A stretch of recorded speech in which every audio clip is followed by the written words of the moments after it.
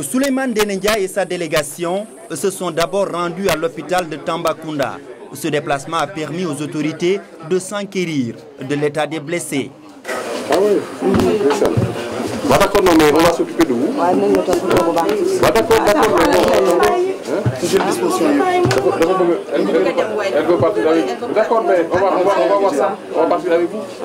Elle veut partir à Dakar. Elle est à Dakar, donc elle partira avec vous. Après l'hôpital, cap sur les lieux de l'accident. Le drame s'est passé à 70 km de Tambacounda et le train roulait sur l'axe Kidira-Dakar. Les dégâts sont énormes, le bilan lourd, 5 morts et une trentaine de blessés. Et nous constatons effectivement que les rails ont été emportés sur une cinquantaine de mètres. Ce qui dénote certainement de la violence du choc qui a eu pour résultat cette trentaine de blessés et surtout ces 5 morts que nous regrettons.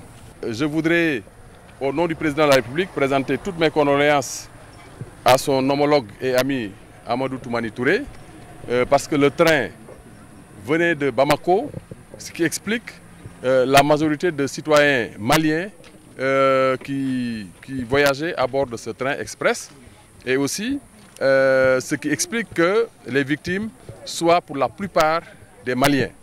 Je m'incline pieusement devant leur mémoire. En de telles circonstances, seul le pragmatisme paie. Cela, le chef du gouvernement et sa délégation l'ont bien compris. Les blessés, le gouvernement les prendra en charge.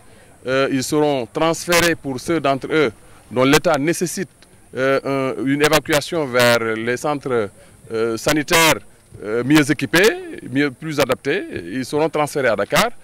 Pour les autres également, Transrail mettra à leur disposition des moyens de transport pour les évacuer à Saint-Louis, à Bamako. Et pour ceux qui doivent poursuivre leur route jusqu'à Dakar également, nous les aiderons à voyager jusqu'à Dakar. Il y aura une enquête, n'est-ce pas, pour établir situer les responsabilités. Mais c'est aussi l'occasion de rappeler l'urgence qu'il y a à poursuivre les études et la mise en place du train à grand écartement. Je pense que nous qui sommes là, nous avons pu nous rendre compte qu'il n'y a plus de rail ici.